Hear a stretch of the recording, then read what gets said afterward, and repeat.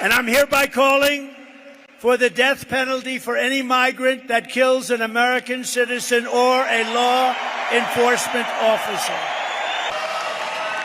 We will build a great wall along the southern border. And Mexico will pay for the wall. On day one, I will launch the largest deportation program in American history.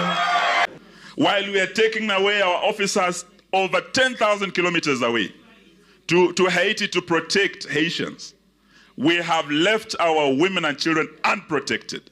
So we would ask the new president and the new administration in the US to revisit the issue of Haiti, to cancel that mission. Today, our cities are flooded with illegal aliens. Americans are being squeezed out of the labor force and their jobs are taken.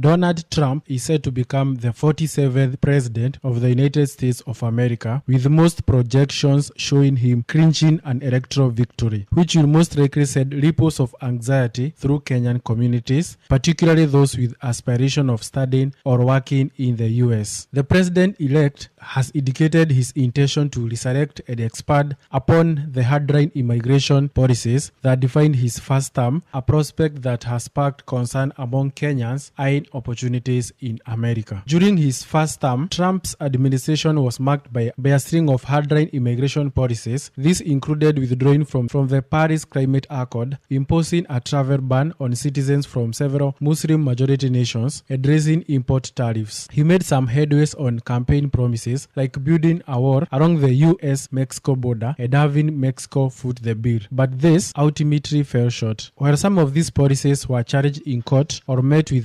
resistance from government officials, Trump's proposed plans for his second term paint a more extreme picture, leaving many worried about the future of the U.S. immigration. Trump has proposed to execute largest domestic deportation operation in American history, which should raise eyebrows among Kenyan immigrants. This operation, which aims to deport approximately 11 million undocumented migrants, would involve deploying military personnel to the U.S.-Mexico border and authorizing immigration and customs enforcement (ICE) raids on workplaces. Such aggressive measures have the potential to create a hostile environment for all immigrants, regardless of their legal status, making U.S. a less attractive destination of Kenyans seeking opportunities abroad. Adding to the trepidation is Trump's intention to end birthright citizenship for children born to undocumented parents. This policy, which would require at least one parent to be a U.S. citizen or lawful permanent resident for their child to gain automatic citizenship, could significantly impact Kenyan families hoping to secure a future for their children in the U.S. Currently, children born in the U.S. to Kenyan parents on visa like H-1B, which allows trained foreign workers to temporarily reside in the U.S., are automatically granted citizenship, which will potentially change the future of children of Kenyans working in the U.S. becomes uncertain. Kenyans already face significant challenges in obtaining U.S. visas, particularly the coveted green cards that grant permanent residency. The current system, which its annual cap of 140,000 employment-based green cards and a per-country limit of 7%, has resulted in a massive backlog, especially for Kenyan applicants. Given Trump's stated aim to restrict both legal and illegal immigration, these backlogs are likely to worsen, pushing the American dream further out of the reach of many Kenyans. Trump's expected focus on limiting the labor supply through immigration restrictions raises further concerns. During his first time, he implemented policies that blocked entry of immigrants and visa holders during the COVID-19 pandemic and created obstacles for foreign-born scientists and engineers seeking to work in the U.S. These actions were based on the lump of labor fallacy, a disproven economic theory that assumes a fixed number of jobs, meaning new workers inevitably displace existing ones. A key area of concerns of Kenyan students is the potential restriction of optical practical training, OPT, which allows international students to gain practical work experience in their field up to 3 years after graduation.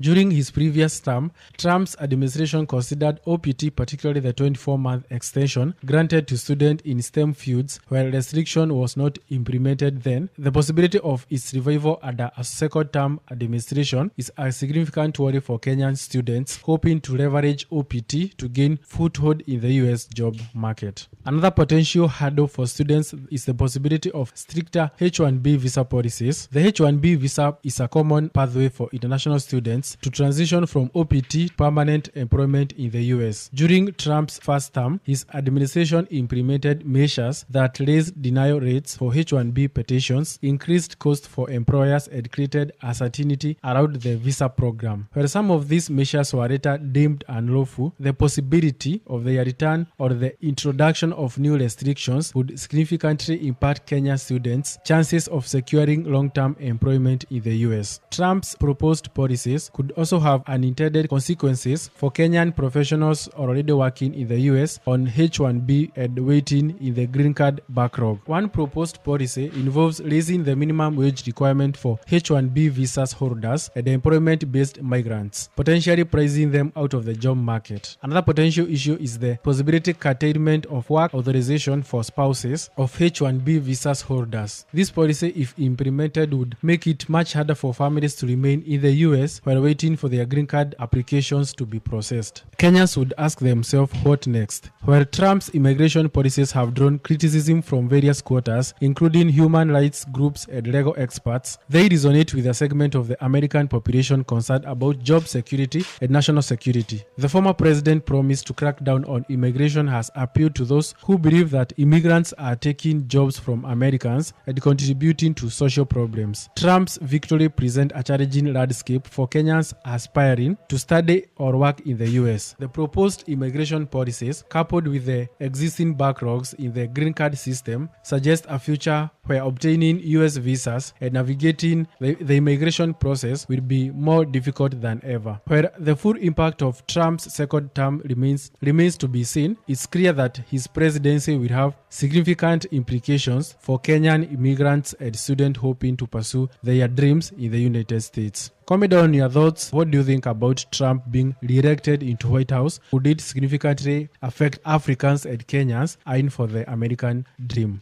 I want to just take this opportunity to thank Mr. President and First Lady for welcoming us here to the White House.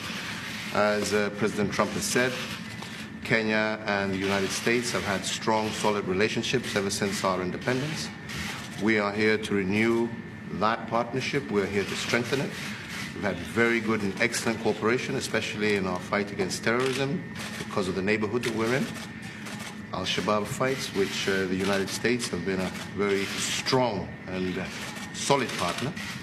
But more importantly, we're here to pursue and to strengthen our trade and investment ties, which are already very strong. We have a good number of American companies in Kenya, and we want to see how we can strengthen that going forward for the mutual benefit of our two countries. And I believe that we will have very fruitful discussions this afternoon, and we'll have a lot to report at the end of it. Well, thank you once again, Mr. President, for welcoming us to the White House. Great honor. Happy to be with you. Thank you. Thanks, Melania. Thank you very much, everybody. Thank you. Thank you. Thank you. Do you have any thoughts at all about John McCain?